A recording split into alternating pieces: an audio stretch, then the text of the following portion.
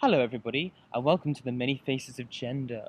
When most people think about gender, they think male or female. Now, a lot of the time, I get people actually asking what is gender, or people just not understanding the concept of gender identity, or people having different gender identities. Some people can just about grasp the idea of transgenderism, and I think what most people think is that there are two gender identities, masculine and feminine, in society, and that most of the time they correspond with the two biological sexes, male and female, but sometimes it doesn't work out and it's not aligned, and therefore transgender people try to transgress into the body, into the other sex of which they were not born. But to be honest, this has a very limiting view on gender and sex in general. There's a whole range of gender identities throughout the whole world, and especially Asia has some really interesting and exciting gender identities that are just completely foreign to our culture. For example, if you look at the Fa'afafine in Samoa, they generally take on male and female characteristics, but in general, they also have relationships with cisgendered males. Cisgender is a bit of a westernized term, but basically it means that you're born with a gender identity that aligns with your sex.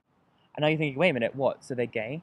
And this is where you have to stop putting your Western mind onto other people's relationships, because males who have a male gender identity and who are having sex with other biological males don't see it as homosexual. As long as they are taking on the dominant role in the sexual activity, they see it as a sort of heterosexual relationship, because the Fa'afafine don't have a gender identity of male. Although to call it a heterosexual or perhaps heterogender relationship would be incorrect, because it would imply that the Fa'afafine are female. Which brings me on to my next topic, which is the third gender.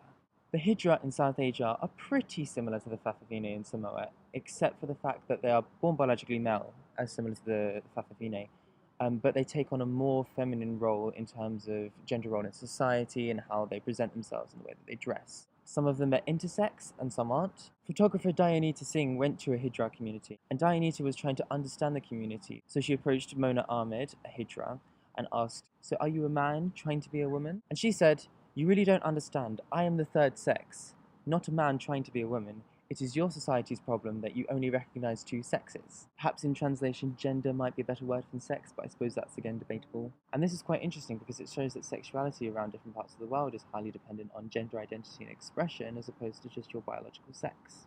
Now, when most people have heard of Asian sexuality, they think ladyboys, and they're a whole different kettle of fish. They're probably closer to what a Western person would call transgenderism, but not necessarily. Ladyboys have a complete range of gender identities, ranging from identifying as a woman, a kind of woman, a third gender, and some partially assume a male identity. However, in general, female identity plays a much larger role in this culture, and sexual reassignment surgery is much more common. Now, in a lot of the examples I've been talking about, I've been referring to biological males who have assumed a partially female identity and tend to have sex with cisgendered males. But in the West, transgenderism isn't as simple as that at all. Just because you're transgender and your identity doesn't match up with your sex doesn't mean that you have a specific sexual attraction.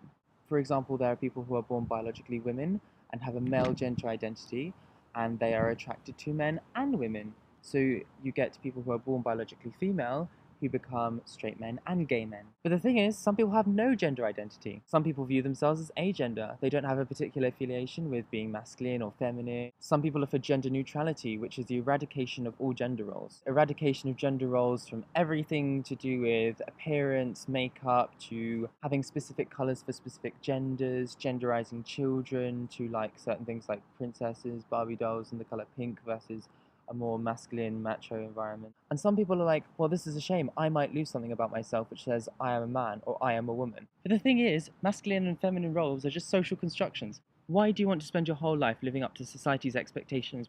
It's stupid.